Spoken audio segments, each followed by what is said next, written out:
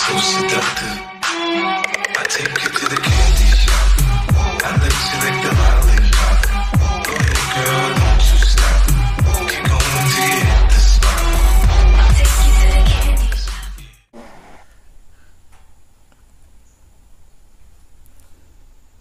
Oke, sebelumnya saya Fahrul Anam dengan NIM 2019-0106-002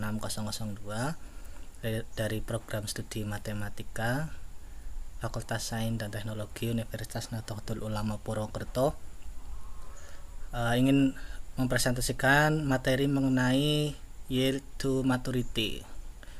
Ini untuk mata kuliah Matematika Keuangan 2. Langsung saja, bahasan pokok yang pertama ada maturity, nanti ada pengertian maturity. Yang kedua yield to maturity, nanti ada pengertian dan rumus yield to maturity. Yang ketiga contoh kasus dan pembahasan, dan yang terakhir ini ada referensi atau daftar pustaka yang saya pakai untuk menyusun materi ini. Yang pertama maturity. Jadi maturity itu adalah waktu jatuh tempo yang dinyatakan dalam jumlah tahunan ya. Biasanya dinyatakan dalam jumlah tahunan dan sekaligus digunakan untuk menunjukkan umur obligasi yang merupakan waktu untuk melunasi seluruh pinjaman beserta bunganya sesuai dengan perjanjian yang telah ditentukan. Jadi perjanjian di sini berarti antara penerbit obligasi sama investor obligasi.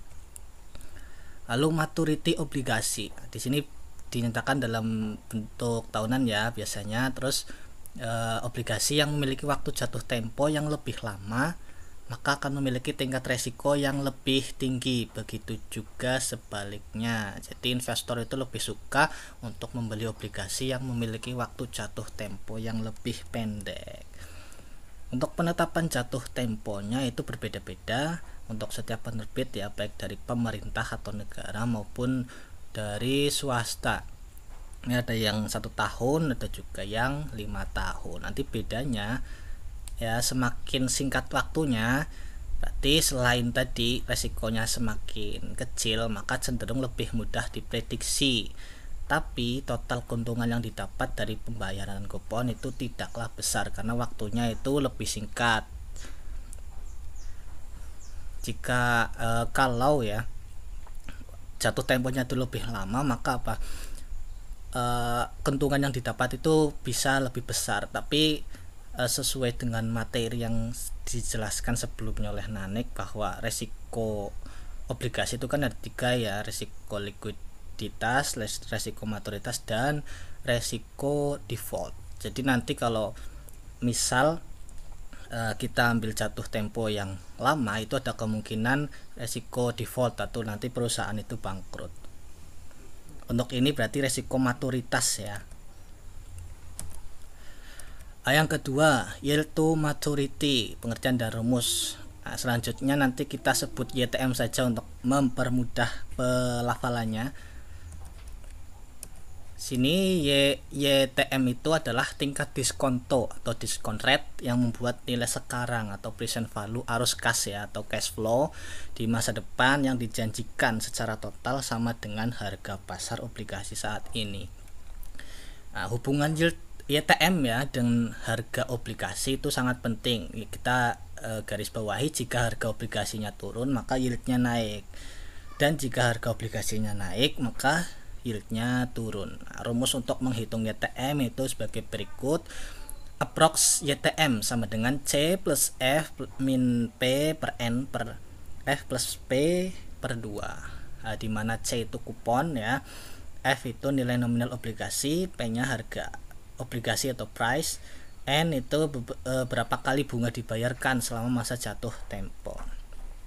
Jadi kenapa ini menggunakan rumus approx YTM nanti bisa dijelaskan di contoh kasus dan pembahasan mengenai YTM. Yang ketiga itu contoh kasusnya. Di sini langsung saja. Yang pertama ada 2 kasus ya. Nanti kita langsung bahas dua-duanya secara bersamaan karena soal 1 dan 2 itu berkaitan. Untuk soal yang pertama itu misalnya Anda membayar Rp920.000 untuk obligasi senilai Rp1.000.000 dengan suku bunga 100% dan jatuh tempo dalam 10 tahun. Nah, berapakah YTM obligasi tersebut? Nomor 2, ini kan dari soal nomor 1. Periksalah kebenaran perhitungan YTM yang diperoleh untuk mencari nilai P atau harga obligasi. Nah, apakah harga obligasi yang diperoleh itu sama dengan harga yang diketahui pada soal nomor 1? Nanti ini akan dijelaskan kenapa kok tadi itu rumusnya ada approx ya, atau pendekatan YTM.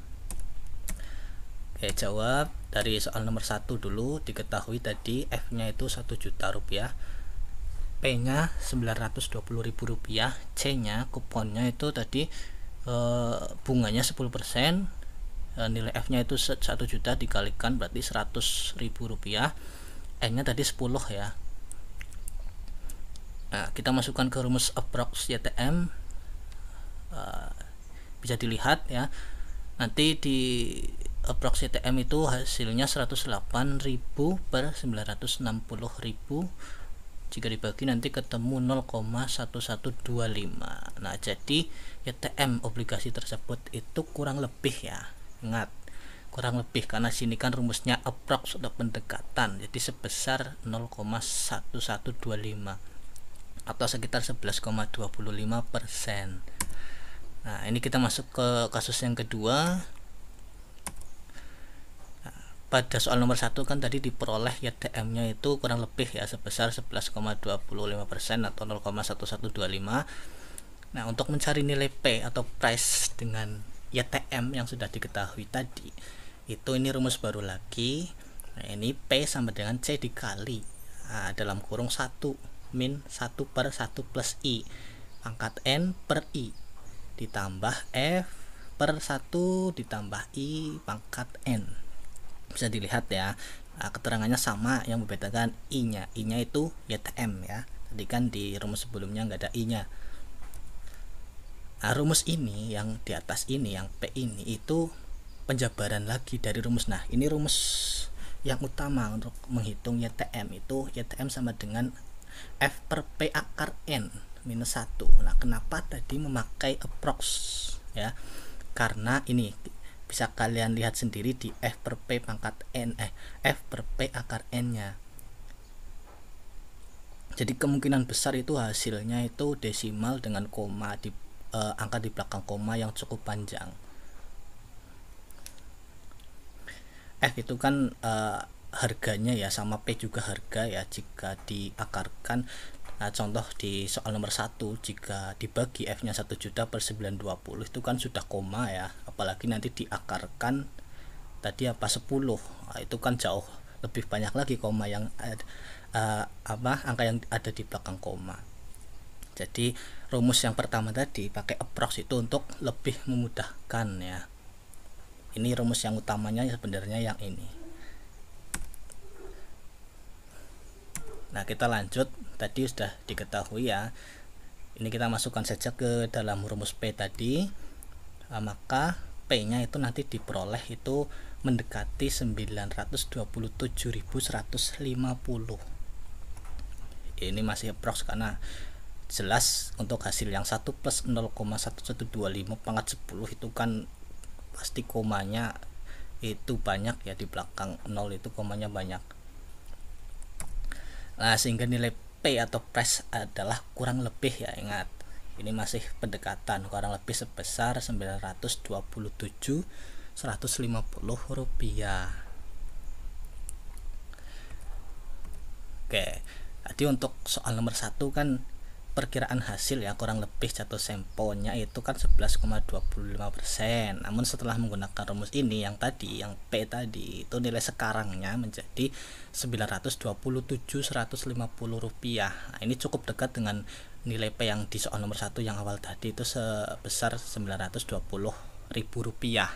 Nah, di contoh lain itu mungkin perbedaannya bisa jadi lebih besar atau bahkan lebih sedikit juga.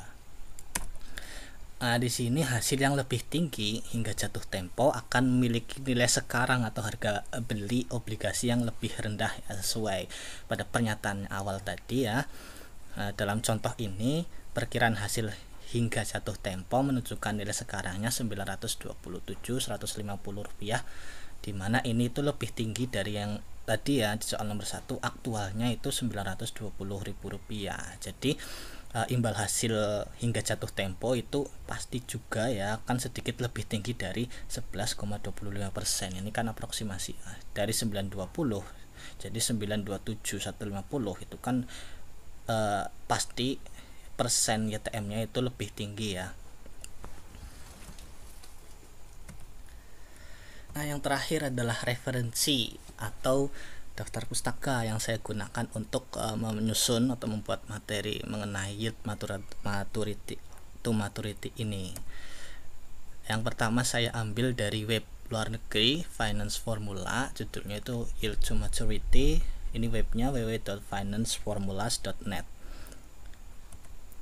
Lalu saya ambil juga dari skripsi dengan judul Pengaruh Maturity Peringkat Obligasi dan Debt to Equity Ratio terhadap Yield to Maturity Obligasi pada bank umum yang terdaftar di Bursa Efek Indonesia. Saya ambil di halaman 10 sampai 16. Jika teman-teman nanti mau minta boleh silahkan japri saja, siapa tahu nanti digunakan untuk bahan referensi skripsi ya. Lalu ada web ya, ini penulisnya dari luar negeri tapi sudah ditranslate. Judul webnya itu nanti cara menghitung yield to maturity. Saya ambil dari web WikiHow. Ini alamatnya id.wikihow.com, menghitung yield to maturity. Nah, demikian presentasi mengenai materi yang saya sampaikan, yaitu tentang yield to maturity. Jika bagi teman-teman yang mungkin kurang paham dengan apa yang saya jelaskan mengenai yield to maturity atau YTM, silahkan monggo ditanyakan. Terima kasih.